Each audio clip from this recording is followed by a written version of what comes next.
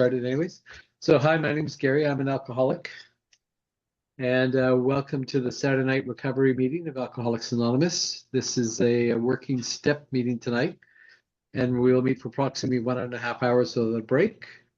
Out of respect for others, we request that you refrain from cross-talking or commenting while others are sharing. And if you could stay muted for whenever we're not doing group discussion or you're not sharing directly, that would be appreciated, just so we don't get too much background noise.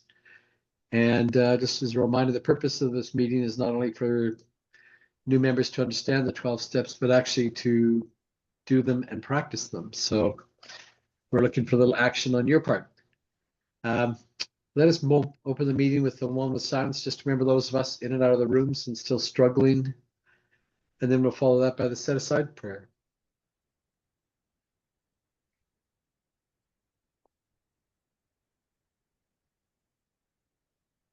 Great, thank you. So God, please help me set aside everything I know about myself, the 12 steps, the big books, the meetings, the disease, and you, God, that I might have an open mind and a new experience. Amen. Okay, so last week we were talking about step 2, and it's all about coming to understand that there is a solution to the problem that we finally came to recognize. And one of the things that we talked about last week that really sticks with me and reminds me, the simplicity of this step actually is the first 3 words. First we came, then we came to, and eventually we came to believe. Like in my case, I remember walking into my first meeting and having no idea what, this program was about or what my life was going to look like. All I knew is that I was done with the way it was, and I just couldn't live the way I was anymore. And I remember walking away from my first meeting just with a glimmer of hope. There were people laughing and joking about what I was dying from, and I just could not deal with on my own. And these people seemed to have an answer, so I walked out of that room just feeling like, maybe if I stuck around and listened to what these people had to say, maybe I could find something in here too. And, as my brain started to clear after a few days of not drinking and a few more meetings, I actually started to understand a bit about what was being said in here. And, that little bit of hope that I had when I walked in started to turn into some faith that if I stuck around and did what these people were doing, that maybe there was a chance that I could find what they had. And I had no idea what a higher power was when I walked in the door, but I remember when I hit my bottom, being on my knees in an empty room, watching a full bottle of vodka roll away from me, and just asking for help in an empty room. And for whatever reason, that was the moment everything changed. Up to that point, I was still prepared to lose my family, my job, my house, everything, so that I could drink another day. But for some reason at that moment, my thinking shifted and I wanted something different. Had no idea what that would look like, but I knew that I wanted it. And that's when I found my way in here. And, I had no idea what the steps were about. We read through them that first night, and God showed up a number of times in there, and I was not sure about that. But on my first meeting, people talked about, God of your own understanding. And one of the things I heard that night was group of drunks. Like if you don't have a higher power in your life right now, then maybe you can rely on just this group of drunks. And I got that right away because I understood that the people in those rooms seemed to have something that I didn't, and that there was something going on there that was bigger than me. And I grabbed onto that, the group of drunks concept to begin with. And then as I started doing some work, I actually started to find my way to a higher power. Didn't understand what it was, but I came to have some faith that there was something out there. And one of the key things that I had to understand was that I didn't have to understand. I didn't have to know what my higher power looked like, or even have a concept of what it involved. I just had to believe that there was something bigger than me. And by the time I got here, it was pretty clear to me that alcohol and pot were much bigger than me. I could not deal with alcohol on my own. And it was pretty obvious that it was a higher power. I've heard country songs where they talk about the lower higher power, and that really resonated with me. It was my solution for a lot of years, and then it just stopped working, and I had to come up with something different. I came in first meeting, I learned about the problem that I was dealing with that I didn't understand, and came to understand that it's a threefold disease. Physical craving, mental obsession, and relating to what we're doing tonight, a very definite spiritual void. I always felt like there was something missing, felt like it didn't fit in, felt like that, there was just something that wasn't there with me. And right off the bat, the things that were explained to me is, that this program is based on some very simple principles. And the first ones are honesty, openness, and willingness. They're the foundations of making progress in finding our own way, to a power greater than ourselves. In step one, I came to accept the truth that alcohol was definitely a greater power than me. It doesn't work anymore, and I needed to find a replacement. And that's what step two is about, is there is a solution. There is something to replace it. And one thing that I discovered too was that, we can't change the truth, but we can change our beliefs.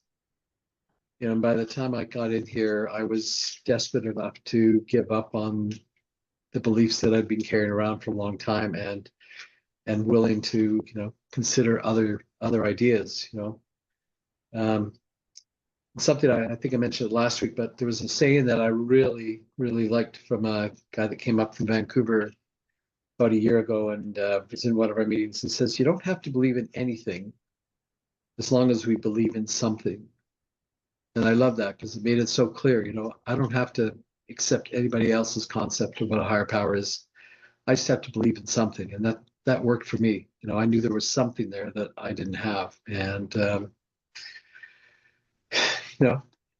over time, I started to learn that there's other beliefs that I had, things that I accepted without question, but really didn't understand, little things like gravity, the power of waves in the ocean, electricity, GPS. I'm sure people can relate to that. I believe that if I plug, an address into my GPS in the car, I'll get to where I need to go. But I don't necessarily understand how it all works. But I accept and have faith that it's going to work. And when I go through my life, all those things that I just talked about seem to show up and are proved true. And it's been that way with spiritual power, our spiritual existence, higher power for me. When I just get out of the way and just accept that there is one and try to live along, guidelines that have been given for a spiritual life, my life gets way better and it stays better. And when I look in the rearview mirror, it's pretty obvious that there's evidence that it works, and that there's something at work that's bigger than me. All right, so that's kind of what tonight's all about, is making a decision to move on in that direction. If you guys have already read material for step 3, it's made a decision to turn our will and our lives over to the care of God as we understood Him. I remember reading through step, the 12 by 12, step 3 information. I remember reading through, what it talks about in the big book, and I really found it confusing. Like, how do I, what's my higher power, and how do I turn these things over? And then I was out walking the dog one time a few years ago, well, a number of years ago now, and I was listening to the Joe and Charlie tapes, and as I walked through the woods, and they explained step 3 in a way that just hit me between the eyes, just so simple that it made sense. In the Joe and Charlie tapes, they said, our will is our thoughts and our lives are our actions. And the rest of this program, this whole program is a spiritual program. It's a spiritual way of life. So you just make a decision to get on with the work. It was that simple. Just get on with the work. Do the rest of the steps. Your concept of a higher power will evolve as you work through it. And it even guarantees you at step 12, it says, having had a spiritual awakening as a result of these steps. It doesn't say you might have. It says, having had a spiritual awakening. If you do the rest of this work, your life will change in a spiritual manner. And making that decision is what tonight's all about. And I'm going to turn it over now to Jill to start talking about that. So, Jill? Okay. Well, thank you for that, Gary. And that's a beautiful recap of last week's step 2. My name's Jill, and I'm a grateful recovered alcoholic. Now, last week, and I highly encourage you to listen to the recording because we rocked it. We really took a look at how we were mentally ill. And at first, we were a little bit, we had some discussion over how we could accept that. And it's really worth listening to that conversation because that's part of getting out of our own way. And tonight, what we're going to do is moving into step 3 is we're going to look how we're spiritually sick. Now, this made absolutely no sense to me when I first read it. So the first thing I would suggest you do if you've got a pen and paper is write out, because I'm going to dissect this step. Made a decision, write it out, made a decision to turn our will and our lives over to the care of God as we understood him. Now, this really needs to be broken down. So what we're going to do is we're going to go exactly the way we did last week. Amy, did you want to just jump in and explain what we're doing with the recording so people are comfortable and understand? Sure. So Amy Alcoholic, so we were recording it and it would show all our faces, right? And she posted on the website and on YouTube, and it's hidden on YouTube, but we put the hidden link in the website. So if you start from the website, you could see all our faces, but you could never find it on YouTube. But from here on out, we're just going to do the audio. So when you guys play it back, you're just going to hear the audio. There won't be any visual. So this will just, like tonight's recording will just be audio on the website, just like we have it. So for the future, you'll just hear the audio. And thanks for that, Amy, because it took us an hour to upload it with both on it, and we just want to ensure everybody's anonymity.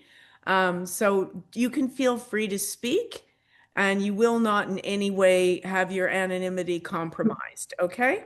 So write those words down. Made a decision to turn our will and our lives over to the care of God as we understood him.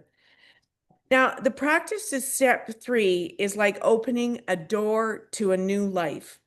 All we have to do is make a decision and it's ours. The key to the door is willingness. So here we are. Amy's got on the screen here in this little book. For those of you who are starting with us tonight, we're working from the little red book.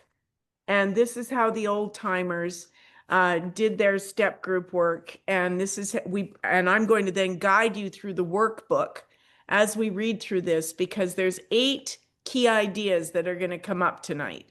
So this is the workbook that she's showing you now. And I'm just going to basically give you this preamble so it sets the scene.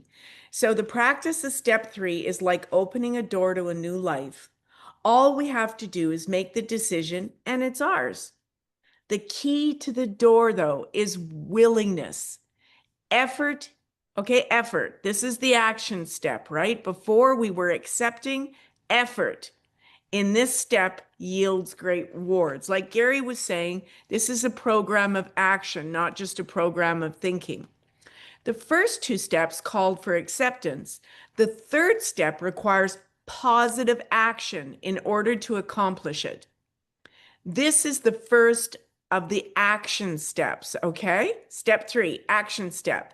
With the successful completion of this step, an individual can remain sober by virtue of a higher power rather than by virtue of endurance. Well, what does that mean? Is we're not going to be white knuckling it anymore. Okay, we're not just staying sober, we're turning it over. So let us take a look at the steps, at the words in step 3. So you've got it at the very top, made a decision. What does make do? Okay, I made my bed. It's a positive action. In our drinking days, we took very self-destructive actions, probably not making our bed, probably not getting out of bed.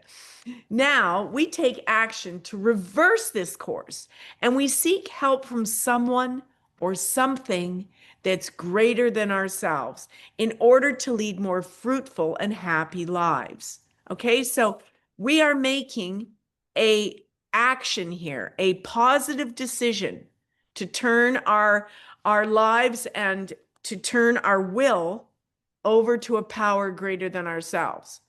Okay, so we've made, that's an action. Now we're looking at decision.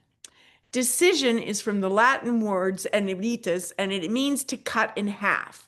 When we make a decision about a problem, we cut it in half. When we decide to let a higher power help us with our drinking, we've solved half the problem. Okay, we're turning it over. We are no longer trying to do this alone. You're walking now with this step, with your group, and with your concept of a higher power. And it can be this tiny. If you believe I have a higher power, borrow mine until you figure out your own. Okay? It's just opening your mind to maybe I'm not the center of the universe. Maybe there is something greater than me. And as it says here, we see it works for other people. Therefore, it can work for us. If you believe it's worked for me, why wouldn't it work for you? Okay? All we are asked to do is to make a beginning. Even the smallest beginning is all that is needed. The great enemy of this step is doing nothing, delaying the decision. And we alcoholics can be great procrastinators. Oh, I'll join the next step group.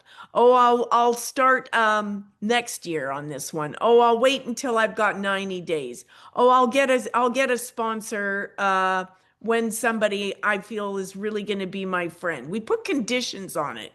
So basically what we're saying here is we're going to make this decision and then we're not going to procrastinate. We're going to act on it. Okay, now I love this next line. The mere fact that we are here, the mere fact you're in here tonight on Saturday night sitting with us means you want to do something about your drinking.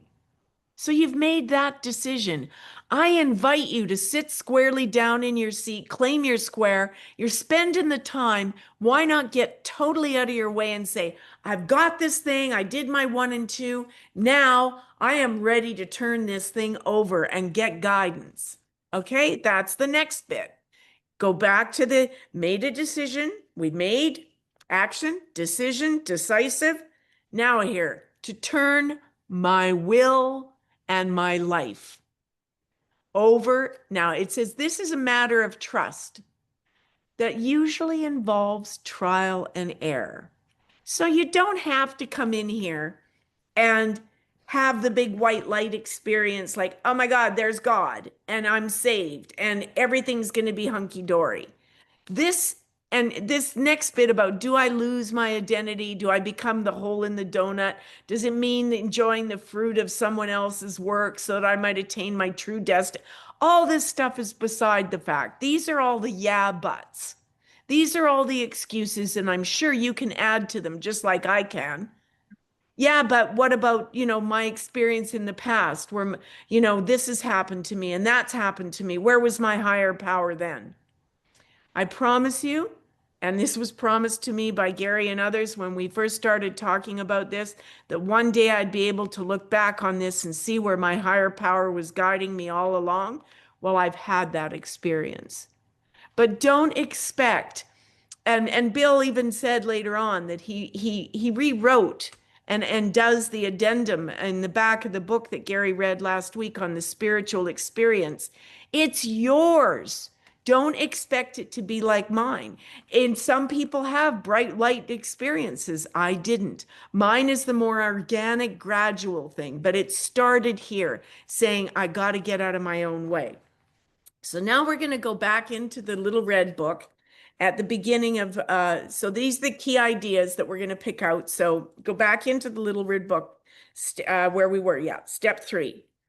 Step 3 identifies the spiritual illness. Okay, that's what we're talking about this week, not the mental illness, the spiritual illness of alcoholism. And it suggests a simple, effective remedy. Success with this or other steps is not a matter of chance, but of right thought and motive, practiced daily. Practiced daily. Okay, so this is saying I need to have a right thought, and then I have to have a right motive. Okay, my thought is I'm going to get out of my way, and my motive is I'm in this. I'm going to practice this so that I can have my life turned over to the care of God and my will turned over. It's action. You consciously have to make this leap. I can't do it for you. So when we get into the key points here, we're going to discuss where we're standing in our own way, if we still are, or our experiences of where we gradually turn this over. Knowledge and treatment of our physical and mental health are vitally important to alcoholics. But listen, look at these words: lasting, contented sobriety is maintained.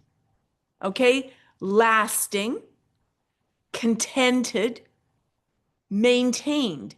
It's not white knuckling it to not take that drink. We're going to find inner peace. I never thought I would ever find contentment in my life. And in fact, it's one of the things my mother, as she passed, asked me 2 things that she hoped I found one day. One was a higher power, and the other was contentment. And I have to say today I have both of those. Thank you to AA teaching this to me. So that is really a powerful sentence. And I really encourage you to look at this, because that's what we're getting promised here. Okay. So let's see where I've lost my place. Oh yeah, thanks, Amy.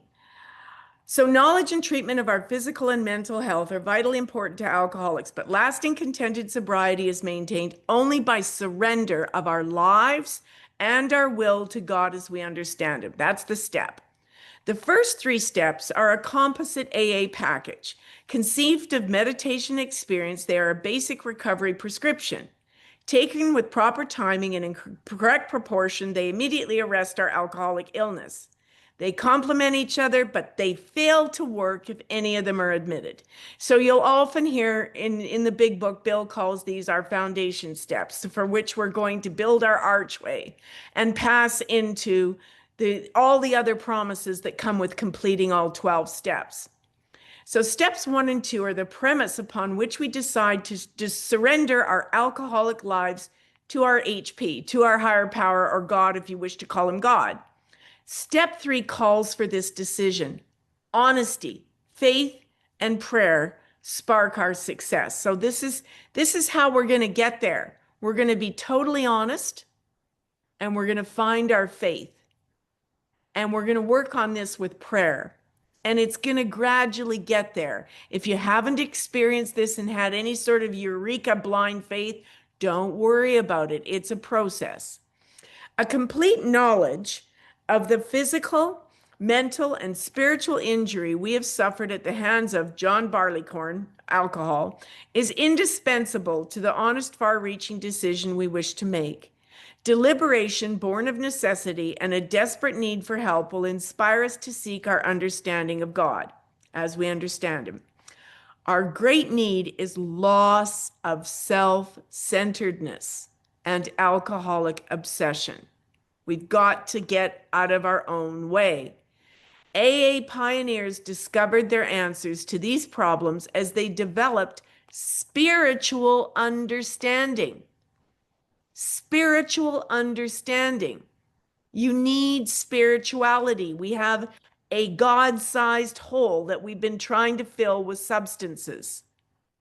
Each of us has the same possibilities if we are honest, humble, and willing enough to work them out. There's not a person in this room that can't have this. If you're patient, honest, humble, and you're willing to work these steps, but you've got to work them. So now if you're following along, we're on page 34 of the Little Red Book. Steps 1 and 2 are the premise. In other words, they're the beginning idea upon which we decide to surrender our alcoholic lives to God. So steps 1 and 2 are which we base 3 on. Step 3 calls for a decision. Honesty again, faith, prayer. Write those down. Honesty, faith, prayer. This is how you're going to get through and get a solid step 3.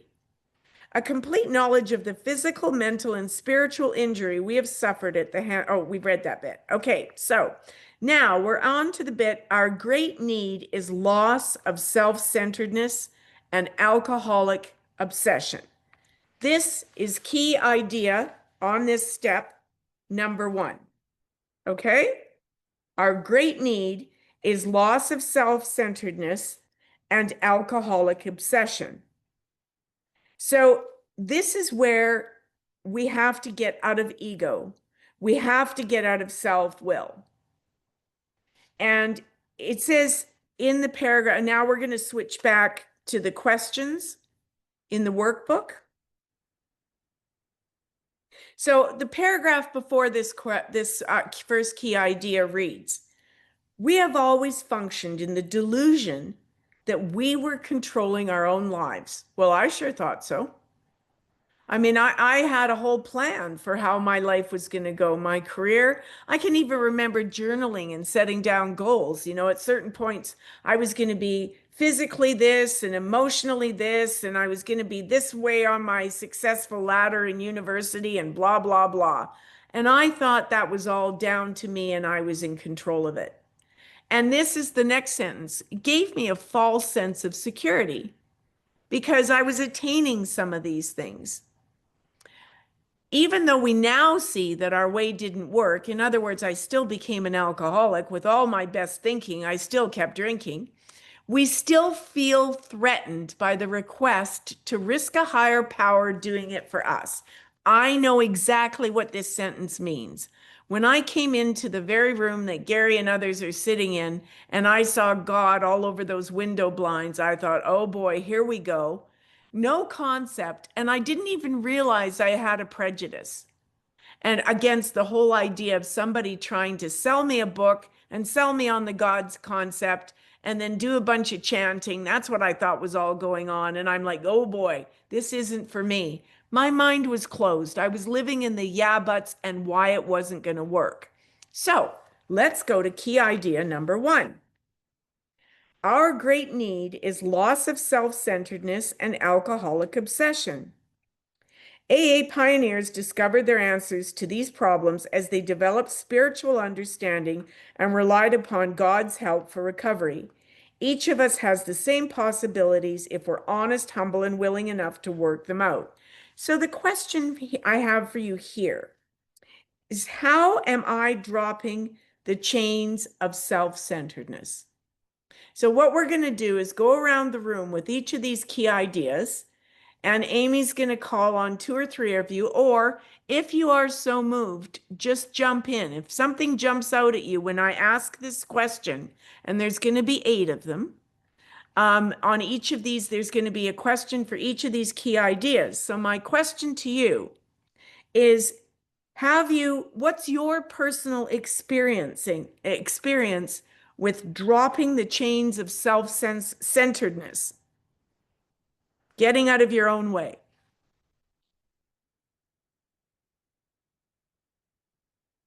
Okay. I was trying to put it in the chat. So hopefully I summarized it a little bit. Anyways, anybody want to share what their ideas of self-centeredness and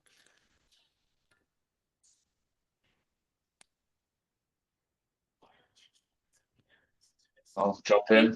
Yep. Gordon, you got it? Oh, I think that was Gordon. It was John. Oh, John, go ahead. Yeah, I had John Alcoholic.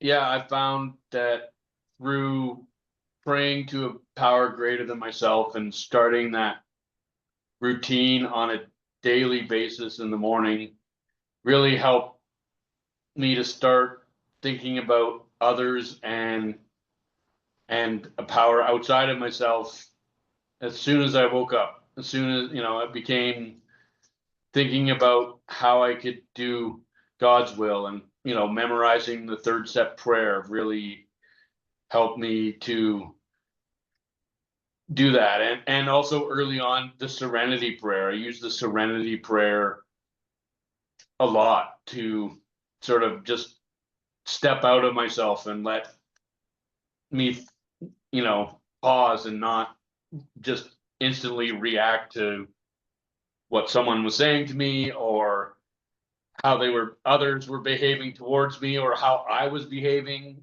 if I was behaving irrationally or with anger or what have you. By using the serenity prayer, I was able to just take that time to actually be able to discern what I wanted to say, and be able to deliver it in a calm and forthright manner. So that's that's what I got today Thanks, on John. that one. I love that, John. Thank you. Anyone else want to jump in on this one? Will you restate the question, Jill? I don't So think I. basically, how am I getting rid of my self-centeredness? What evidence do I have today that I'm not just thinking about me, that I'm starting to open my mind to the idea that there might be something bigger than me? Or if you've done that, what was your first experience share with us how you got out of yourself and started to think that there might be a power greater than you? I'm Ron. I am an alcoholic. Hi, Ron. Hi, and it's very simple, really. It's when I started to sleep, because I hadn't slept since I haven't slept for 20 years. But anyways, it was when I started to sleep, because I was working with other people. I was working with other sponsees and stuff like that. And as soon as I started doing that, I started seeing the world a different way. And that was very recent. That whole thing was very recent. I can't exactly say when. I would say about a year ago, or maybe 15 months ago. I'm not sure when, but it's when I started to sleep, and I really noticed that. And that's it. Thank you. Beautiful. And you guys go back to the second paragraph, because Ron just nailed it. That's lasting, contented sobriety.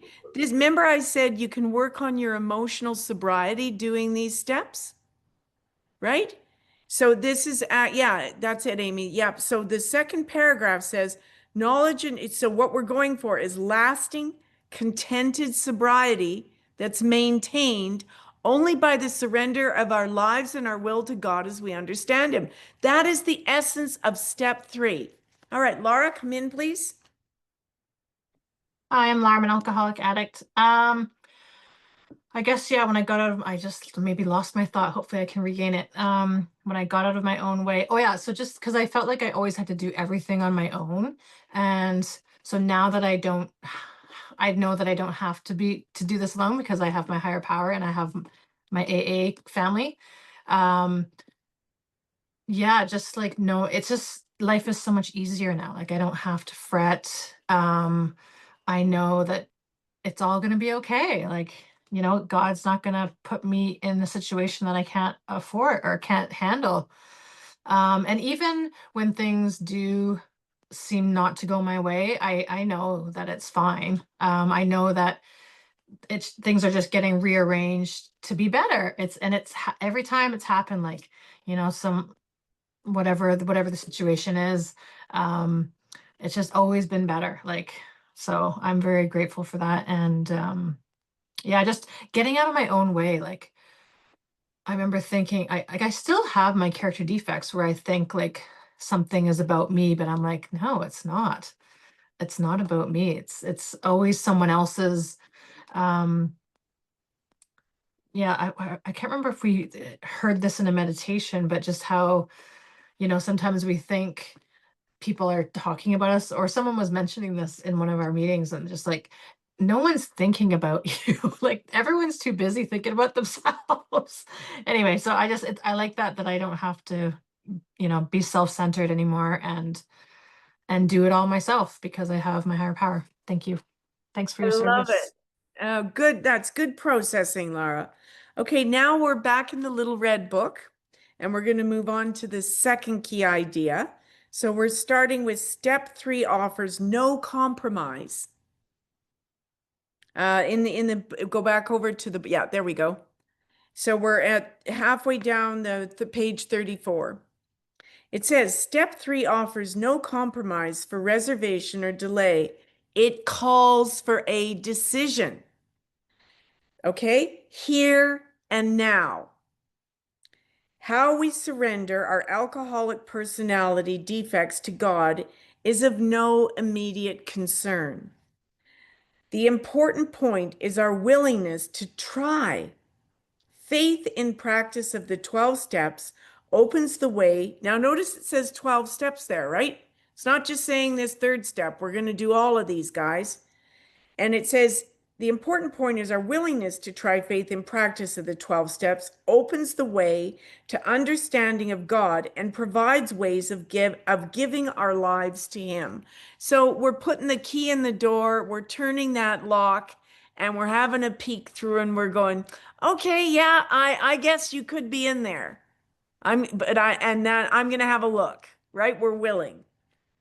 But it's an action step. You've got to do this process. It's not a case of I can do it for you. Now here's key idea number 2. It's at the bottom of the little red book on 34 in the paperback. When we have made this crucial decision that we're actually going to do this thing, our attitude changes rapidly from negative to wholesome, constructive thinking. Why? Because I'm not totally relying on the Jill show. I'm not totally relying on me. I'm bouncing it off my higher power all the time. And my experience is the conversation has just gotten more intense over time and pretty nonstop. I pass everything by my higher power today. I have that much faith. So key idea number 2 is when we've made this crucial decision, our attitude changes rapidly from negative to wholesome, constructive thinking. So here's the thought below it. Alcoholic thinking is muddled and defensive. We all know our thinking is stinking when we come in here. Constantly rationalizing for justification, right?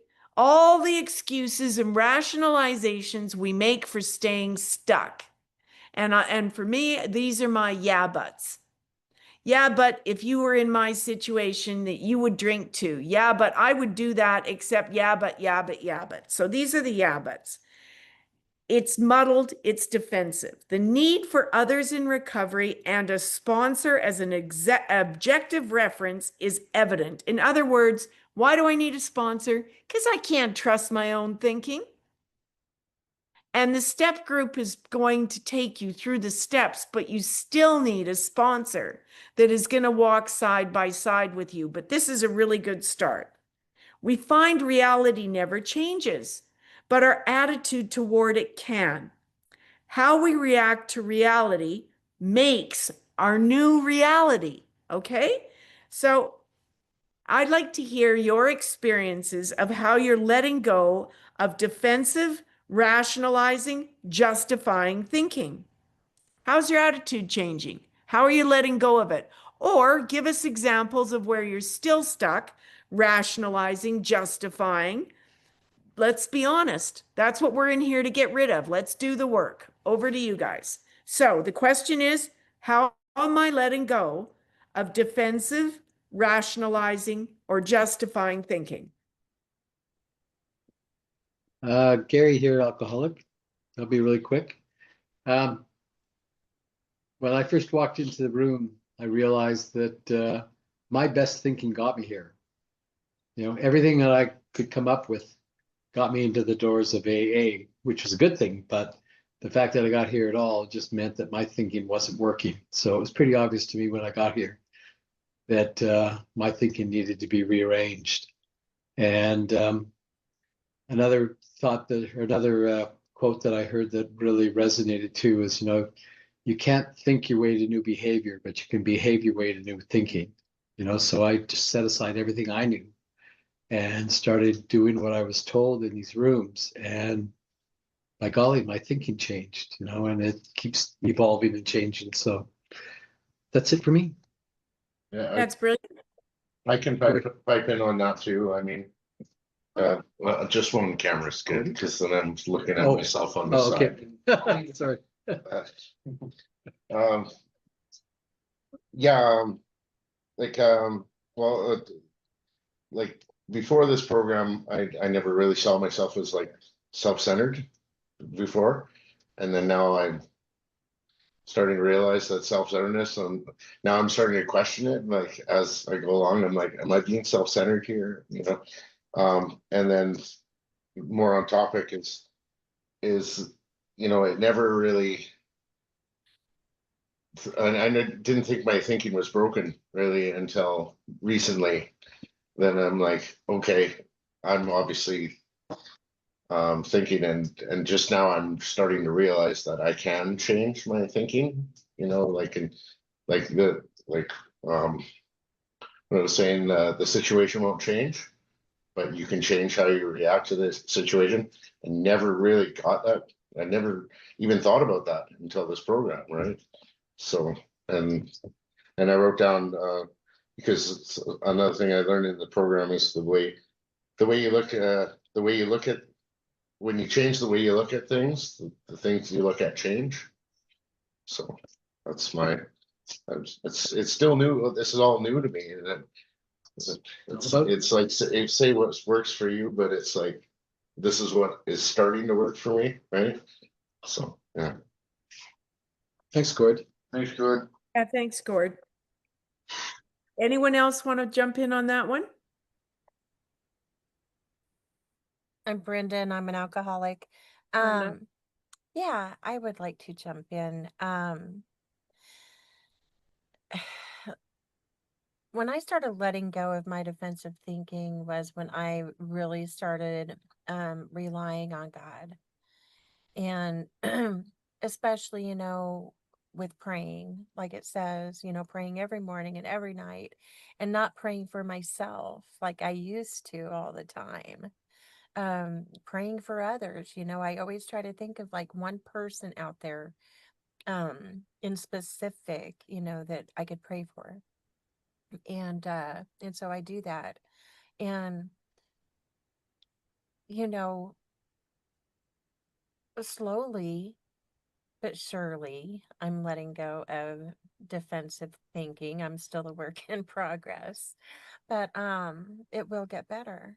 And I, as long as I continue to like fully rely on God and do the next right thing, I don't feel like I have to be defensive to anybody. I'm not drinking, I'm not, Brenda, who's always out drinking all the time and never around, you know, I really don't even have anything to defend anymore, to others like my family. So I don't know. That's what I have. Love it, Brenda. Barb, come on in. Hi, Barb, alcoholic. I kind of had this conversation with a friend actually today. She's been really supportive of me for years now. She's part of the process of getting me into treatment. Yeah, I basically apologized to her today for putting her through everything I have put her through. Some really scary stuff. Yeah. So I don't know. I keep going through moments of clarity where I feel like things are making sense, but then I do something stupid by letting my guard down and thinking everything's normal about me, which it obviously is not. So yeah, I'm in the process of accepting that I had very defensive and justifying my behavior type way about me. And I think just being aware of it is where the things are starting to shift rather than just being in denial. Wonderful. Awesome, Barb. And that's okay. So now where we're at here, okay, we're going back into the little red book now, and we're on page 35. That's a perfect segue, Barb. Thank you. Because what it's saying here is that, and this is at the top of the 35, is that a vague understanding of God. That's fine. Vague understanding, right? And then the sentence starting members. Members who have accepted and practiced step 3 know the value of turning the defects of their alcoholic lives over to the care of God as they understand Him. In other words, making a start. Just that first little bit of like, hey, I don't got this. I need help. And there's something out there, and I'm willing to take this risk. I'm just going to accept that there just could be something bigger than Jill. Faith is his help and willingness to try AA spiritual practices will convert our weaknesses to great spiritual strength and understanding. Love this next sentence. Contented sobriety. Here we are again, running right back into the emotional sobriety. This is when the drink isn't the issue anymore. Contented sobriety, the central purpose in our lives, is not earned without self-sacrifice and God's help. What does that mean? Just means you got to do the work. Just means you got to really sit down and go, okay, I haven't got this. I'm turning this over to whatever that's going to look like, but I'm going to make a start on it. If fear of public opinion, well, we've already heard that. Nobody's really thinking about us anyway. Spiritual bias or hypocritical ideas stand in our way, we learn to overcome them. We learn to change our thinking. We have no other choice. No, this is a life or death matter. It is a small price to pay for life and sanity. That's what we get, life and sanity. Particularly when we learn our prejudice is but preconceived judgment inspired by ill health, ignorance, and false pride. That's what's blocking us. We're in our own way. Public opinion is for, not against us. Spiritual bias is but self-will that does not yield to reason. Trying to understand God's will for us is not hypercritical. It is a basic recovery principle for alcoholics. It never fails those who sincerely use it. AA is an anonymous fellowship that will shield us from publicity, a place where we escape the dooms of alcoholic death by life on a spiritual basis. The public's only knowledge of our lives is that we no longer drink. They did not approve of our drinking, but they honor and receive us when we stop. In other words, everybody doesn't need to know every little bit about what we're doing to stay sober, but you will find people notice. You'll get comments like, geez, you're looking better. Or, if you're a closet drinker like I was, many people wouldn't even know that you'd gone down as far the scale as you have. After making our decision to live on a moral, spiritual basis. Again, that's action. You've made a decision. You've done step 3. Many perplexities arise. How are we to understand God? How are we to submit our will and our lives to Him? So this is where we come now to key idea number 3. And that is, we are advised the AA program is simple. And we should keep it as simple as possible. Yet in step 3, we're confronted with the age-old mystery of humankind's relativity to God. Our natural inclination is to duck the issue entirely. Let's pretend this step isn't going on. Surely there must be some easier way out than this God question thing, right? There is. Given a chance, our alcoholic's mind will find us. It leads back to drinking. So what step key 3 is saying is I have to keep this program simple. I have to get out of my own way. And when you go back to the key 3 idea in the workbook, it says utilize, don't analyze. Follow this program. Don't pick it apart and overthink every little bit of it. That's part of what the set aside prayer is.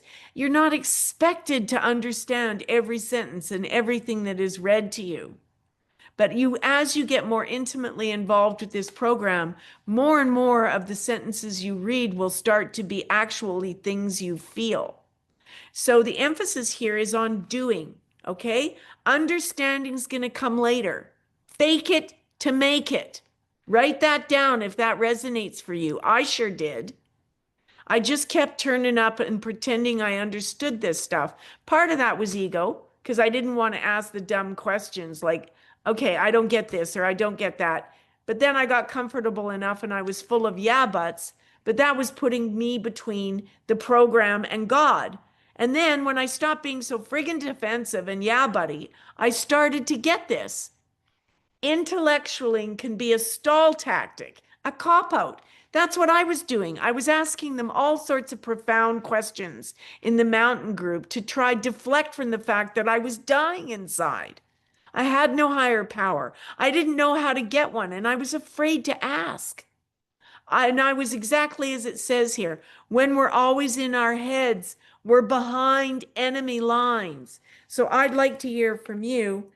How are you in your head? How do you stop yourself from getting out of it? Give us examples. Anybody have any? I'm trying to put the questions in the chat too. How are you in your head?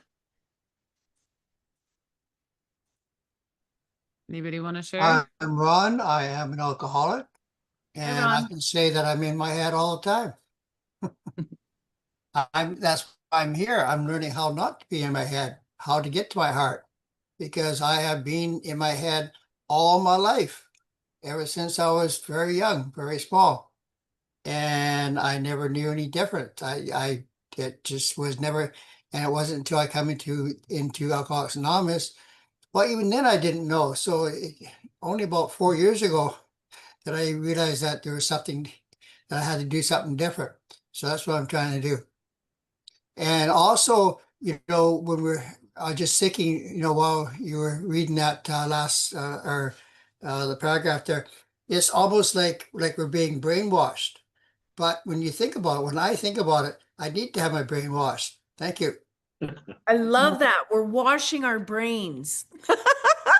Laura, come on in. Hi, I'm Lara, an alcoholic addict.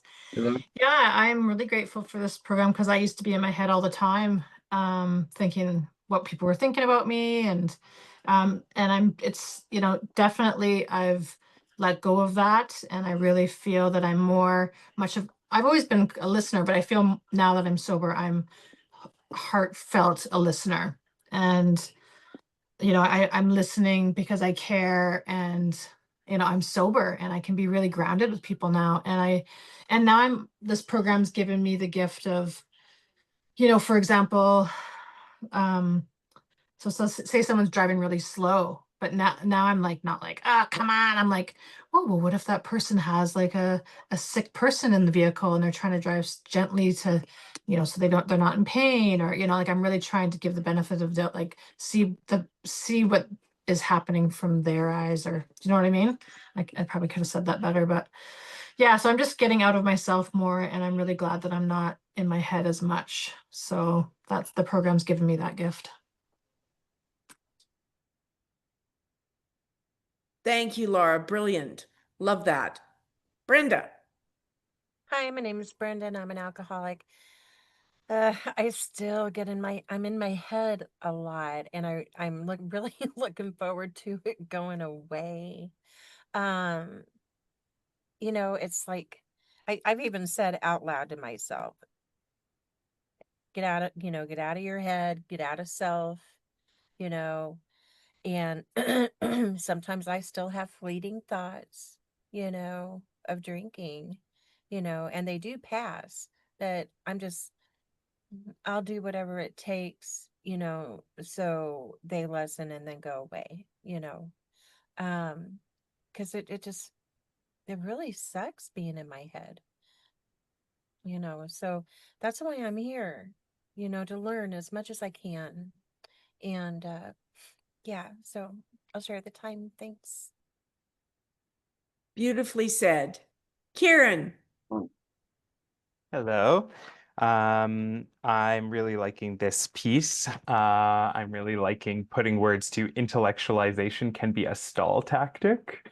I'm incredibly called out, and I'm so glad. I can think back to all of the people that have tried to suggest that to me over all of the times, and I was like, I don't know what you're talking about. So yeah, I mean, a way that I'm constantly in my head is it's like it's tied with that defensive thinking.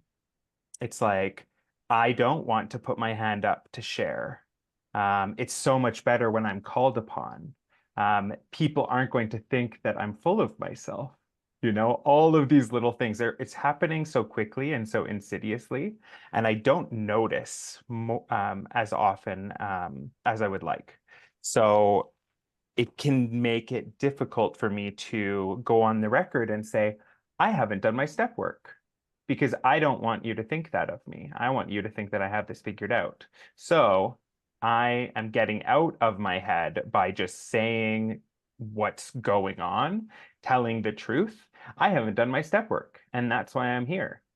You know, I judge myself for not having done my step work, and I'm still here, and I'm telling you about it, and not trying to hide it away and trying to do what I've been trying to do, which is to get better on my own and then show up with like some level of prophetic share. So that's that on that. Thank you very much. Beautiful and Thanks, honest. Kieran. Yeah. John, alcoholic. Hey, John. For me to get out of my head, I message other people in the fellowship, or I message my sponsor. And that really helps me to slow down and think things through, and have someone else's opinion also weigh in on sort of what I'm thinking about at that moment, and how to then take the next step, and being open and willing to be seriously questioned on what my thinking is, or to be simply told I'm wrong, and that no, you can't do it that way. You have to do it. You should do it this way, or, you know, how to just get out of myself. And I find that really helps me. So that's it. Thanks, John. Thanks, John. Love that. Okay, we're gonna move on to page 37. And that's concept number 4, which is we should not confuse organized religion with AA. Okay, and we can keep our religion separate and not substitute it for AA philosophy. Honest clergy members expedite spiritual attainment, but usually lack understanding of the physical and mental illnesses of alcoholism. Okay, so this is really where anyone in here, if you're confused, gee, I go to church all the time, but I'm still drinking. That didn't stop me from drinking. This is not a matter of religion. This is a matter of spirituality. And so what we're trying to do here is define our relationship with our higher power. And it needs to start with this inkling of an idea. So going back to key idea 4 in the homework, it says we should not confuse organized religion with AA. Who or what have we chosen for our higher power? Well, I can tell you for starters, opiates were my higher power. Alcohol was my higher power. They ran my life. Now in AA, I was told, Jill, you've got to replace the substance with something else that's spiritually based, not religiously based. It is helpful at this time to decide on our own higher power rather than assume one that has been defined for us. So here's where you have to have an action.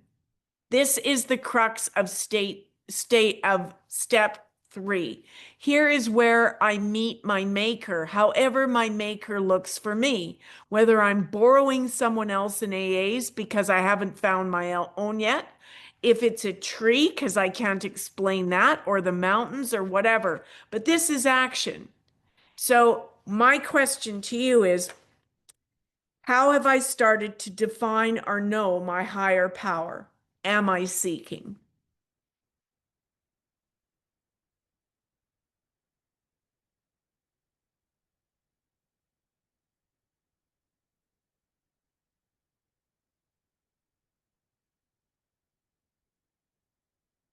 Lisa, Lou, alcoholic addict. Hi, Lisa. I'm in a spot right now where I think this is where I last left off with the sponsor I was with. So it was in between 2 and 3. And from what I can understand, what I heard today, that's helping me get a sort of perception on where I'm at. What I'm understanding that I have my higher power right now is the group of drunks, the literature, some of the tools, prayer, meditation, writing, and it does tend to kind of bop around still. I don't have one fixed symbol, my higher power.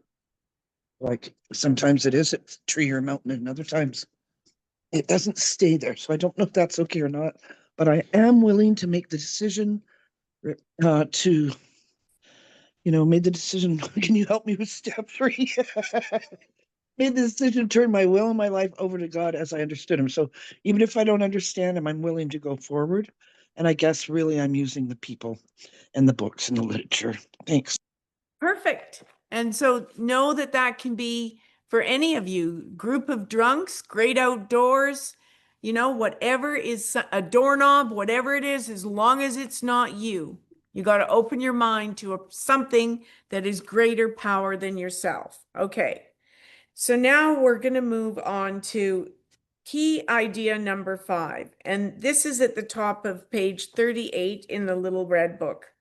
Since this is no overnight process, we suggest thought and prayer in the matter. Okay, suggestion, throw that out the window.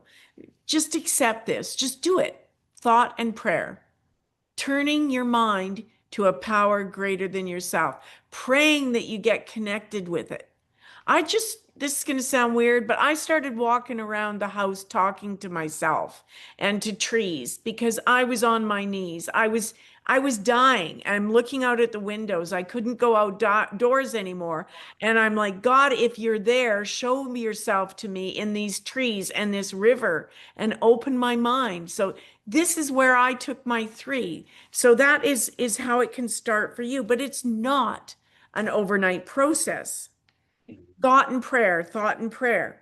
So the key idea in 5, going back to the homework, is most people experience a slow process of spiritual awakening. So if you haven't had a lightning bolt experience and you've all of a sudden got your connection to some greater power than yourself, don't despair. That was my experience and many, many of our experiences. Bill, in his book, in the big book, he talks about his white light experience, and he actually ends up in both as Bill sees it and in the appendix, which is one of the very few additions to the big book. He corrected and added on to that because people were saying to him, well, Bill, I didn't have cherubs come down from the roof and great white lights when I was in psychiatric hospital and say, you are saved. So because they didn't identify with his experience, they thought they hadn't experienced it. See if you can identify with mine. I hugged a big tree and I felt something. It was bigger than me. That's how simple this can start for you. And it says in here, sometimes spiritual progress may seem slow to us, but if we honestly work the program, the progress is sure. And that is why this is an action step. You don't just sit back and say, oh, well, I hope the God thing comes to me. You meditate and pray on it and seek it. Because if you seek it, it will come. I promise you. I spent 20 years coming in here not seeking. I came in here not identifying and not looking. But when I finally got out of myself and saw that you'd been able to do it, that was good enough for me. So is there anyone in here that can share on how you were isolated from your higher power and what might have changed, or how you're still isolating?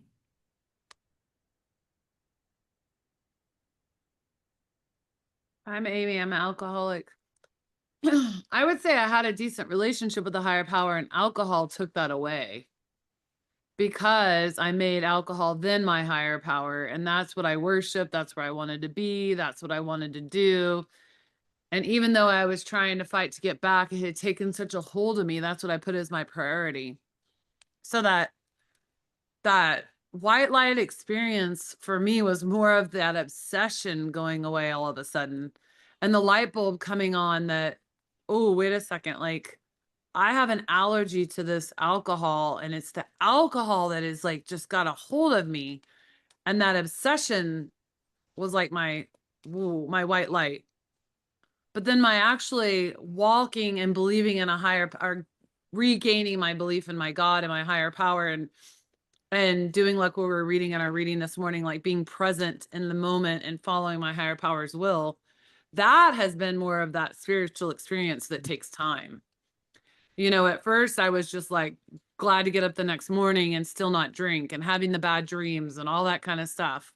And that has been a slower process that continues to grow and grow and grow and see.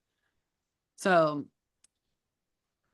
yeah, I think when I try to take my will back, that's where I know that I'm starting to play God again.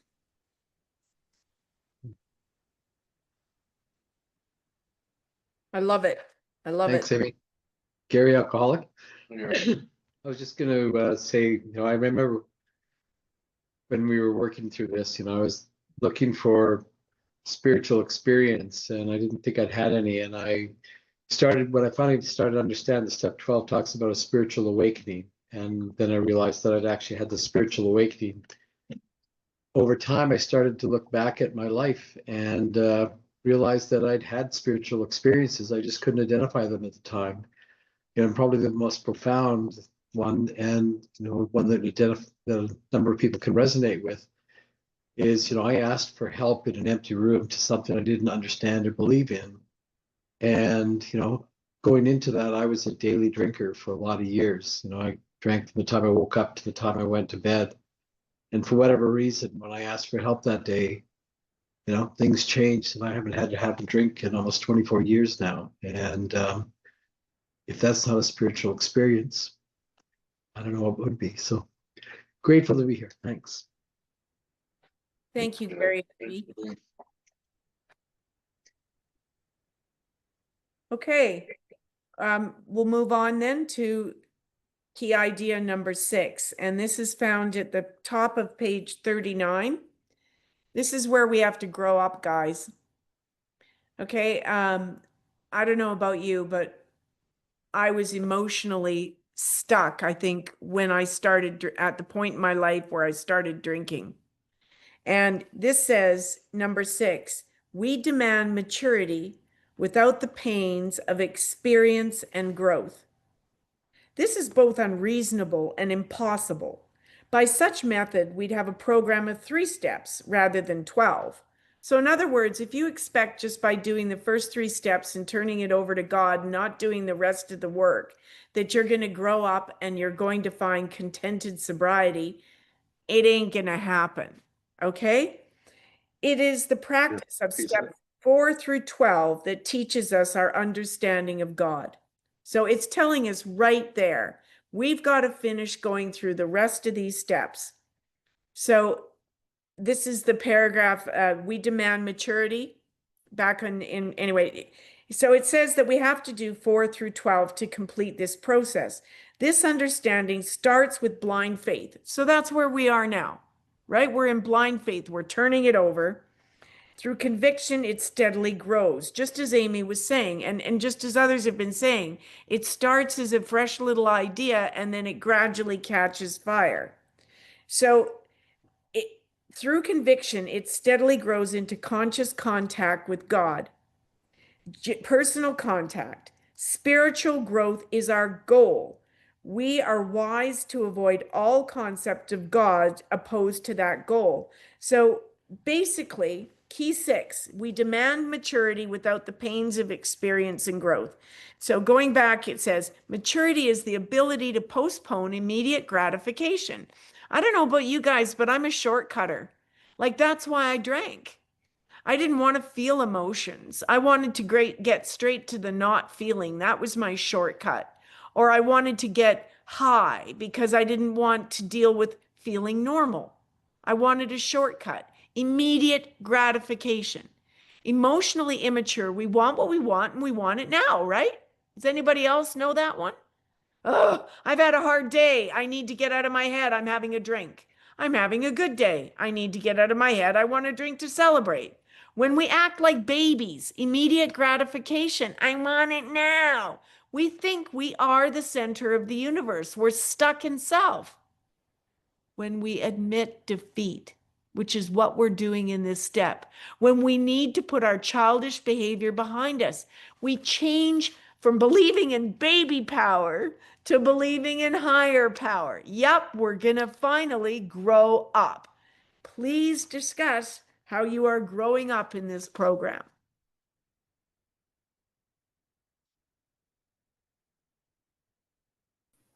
I can share on that. And it does seem so silly to even say, like, just thinking of others, getting out of my head, thinking of others, and delaying that instant gratification, because for so long a thought would be in my head and I would already be acting on it. There was no pause in between those two things. And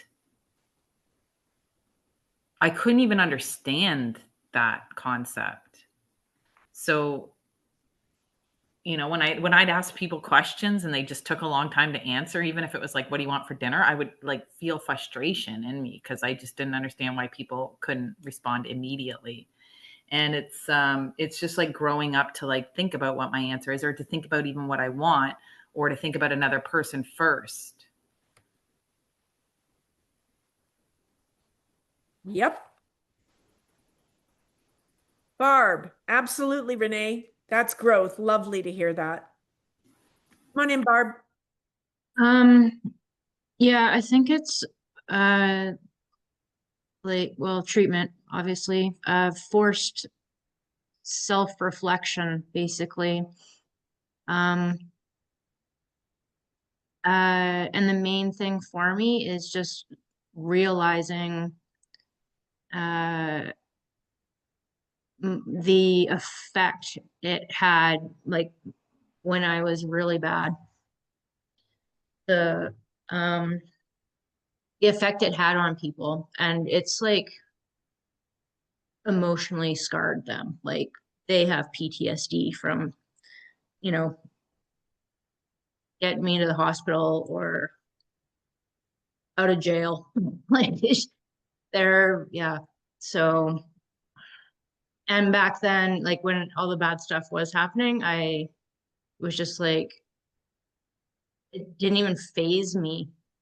Like, you know, like I got mad because they took me to the hospital. Like, so yeah, I'm just realizing that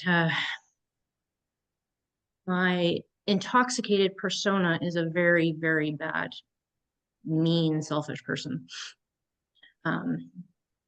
So yeah, once again, accepting rather than being in denial and self-justification.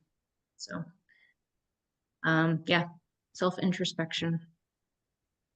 Beautiful. That's the work. And that's, you know, that's what I had to do too. It's not a beautiful thing to behold a 60-year-old woman that's slurring her words and falling in garbage cans.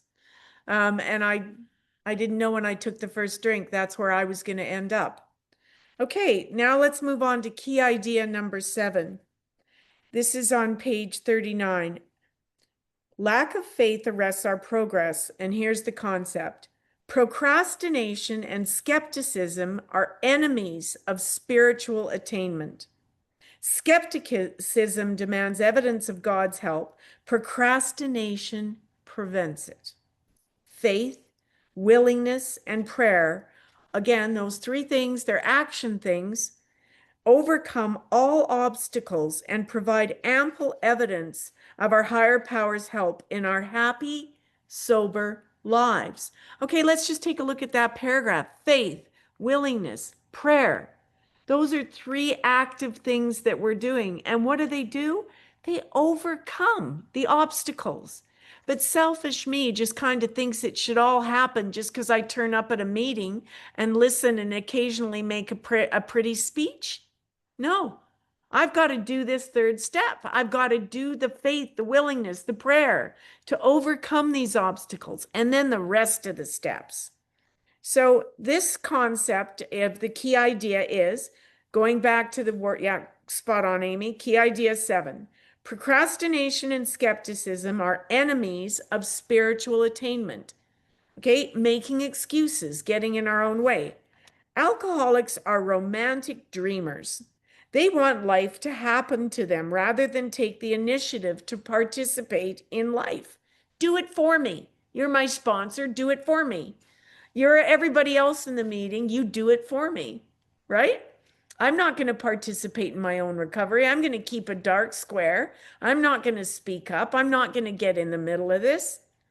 An American proverb reminds us, success is a ladder that cannot be climbed with your hands in your pockets. I'd like to hear examples of how you've got your hands out of your pockets, or hear how you're now ready to get your hands out of your pockets. Because you know this is all leading up to the 3rd step prayer. So this is the action, guys. Are we ready to get our hands out of our pockets? Tell me about it, please. Over to you.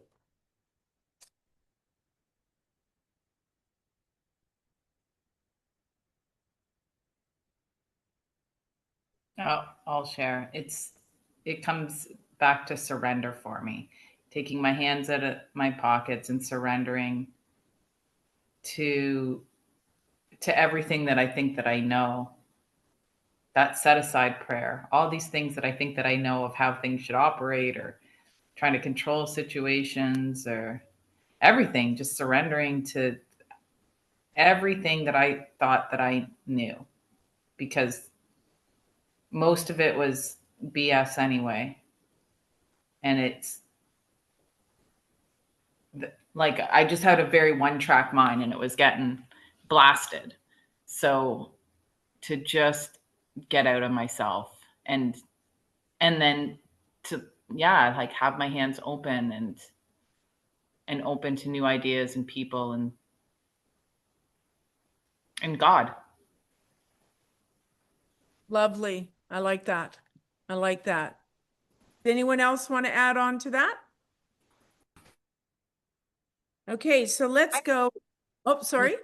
Oh, I was just gonna say I will. Great. I really like how they word that, having your hands in your pocket. And it made me think of how I'm ready to take my hands out of my pocket and actually do the work. I've been in this program for like 4 years, but I still had to test it. I tested it. I still went back out for a day. One time I went back out for a week, but I always came back, and it's like I've had sponsors, I worked the steps, but I never really worked them, and I'm just ready. I'm ready to do this right and do the work that's necessary, for me to stay sober. Oh, bless you. Well, we're just about there, guys. Key idea number 8. Okay. This jumps ahead a little bit. Okay. So you need to read through, because of the time, I'm mindful. I'm not going to read through everything else that's in the little red book because that was part of the homework. But the key idea number 8, it's on page 44, and it says, we stop playing God.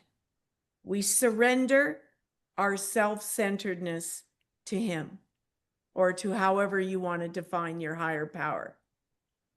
So really, where do we go with this? Humility. It enables us to surrender, to win, to conquer this thing. Our decision in the 3rd step is our claim to a new way of life. The prison of our sick egos that was our home is slowly being destroyed. And look at that, it says slowly. Okay, we're caught in a prison of our own sick ego. Can you guys see that? We're trapped in our own head. Alcoholism has a contract on my ass. It's cunning, baffling, patient, and it is waiting to take me down. How do I combat that? Here it is, guys. I'm turning it over to my higher power, and I am now protected because I keep that connection. I pray, I meditate on a daily basis because I wake up alcoholic and I can still fall. I never stop thinking that I'm beyond this. I reconnect and plug in and exercise that higher power muscle on a daily basis. Think about that, the prison of your sick ego. It's our own head screw. We've trapped ourselves in this faulty thinking that our own mind is created. And if your head is like mine, it loops, it's stuck there. Well, guess what? Everybody in this room wants to help you get out of there. And your higher power is guaranteeing that you're going to. So as they say at the end of this, we decide to let go and let God, and notice what it says there, daily, daily. So what are you doing on a daily basis, or what are you resolving to now do on a daily basis to keep you plugged in to this newly found God muscle?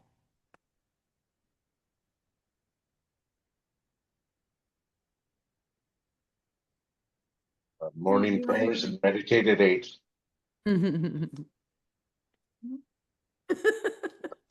That's what's been, if anything's working, that's what's been working for me.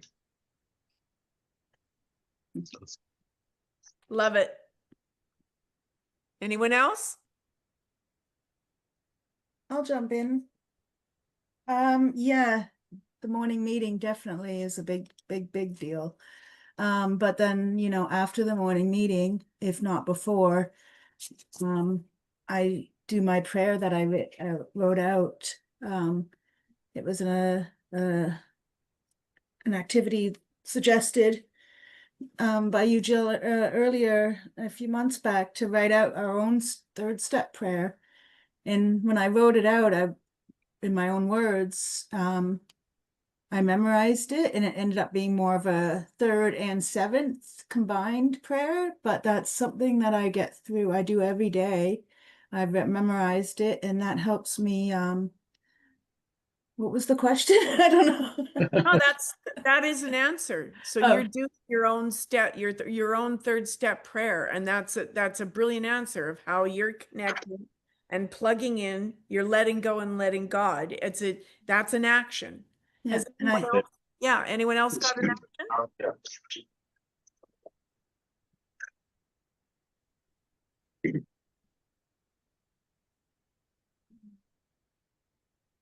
Well, I'll share then. Lisa Lou, this is a perfect example. Even right now, I'm still under the weather physically, etc. And I don't put my camera on because I couldn't get my laptop to work. But there's a part of me inside that's so excited and wants this and wants to continue with the steps. And it's like jumping upside, up and down, and it's all excited. And then the outside part of me gets shy or doesn't quite say it. But really, I am excited about this, and I do want contented sobriety. So I'm going to make a bigger effort to connect with the rest of the members in here. I will not, just got my phone fixed and just got my laptop fixed. So I'm going to get on to the chat line, whatever it's called, the WhatsApp. And yeah, thank you so much. I feel passionate about it. Good. Oh, that's wonderful. Okay, so those are the 8 key ideas. And this leads us to the 3rd step prayer. Amy, I don't know if you can screen share the 3rd step prayer. Okay, so Gary, back to you. And then what I'm suggesting, I think where we go is we close with everybody saying this. If we're ready to go around, or do you want each person to say it individually? And before I pass it back to Gary, I just wanted to say that on this one, I had to write my own version. I did memorize this one too, but there were certain things in here that I really struggled with to make it sound my own. So I say, hey, HP, it's Jill again. I'm back here offering myself to you, you know, and take me and do with me as you will. And help me get the heck out of the bondage of myself that I can do your will. Take away my difficulties and let me get over these that I and others can bear witness. And then I've changed a few other little words. But bottom line is, memorize this prayer if you can.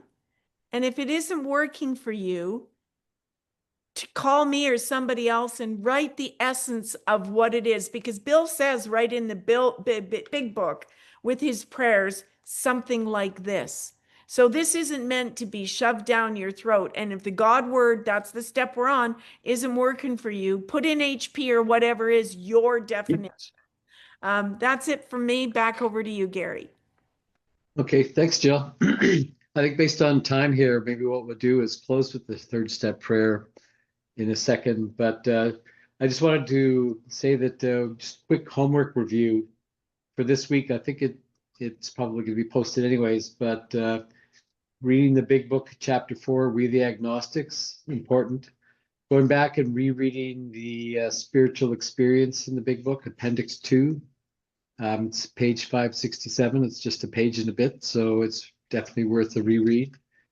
And the step 3 from the 12 by 12, and what Jill's just been going through tonight, you know, the little red book, step 3. Those are all really solid readings, and hopefully by the time you've got through them, you'll find it very hard to stand in your own way.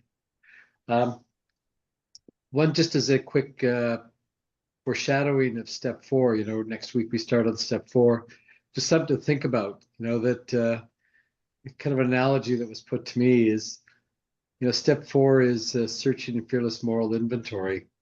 And a lot of people get really hung up on it. They get scared of it. They get really upset about it.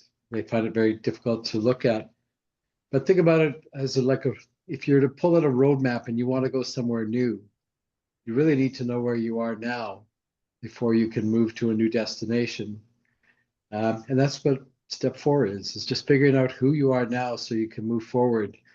And hopefully that takes a little bit of the mysticism or the fear about it, you know. Just need to know who you are now so that you can figure out where you want to go. And we'll leave it at that.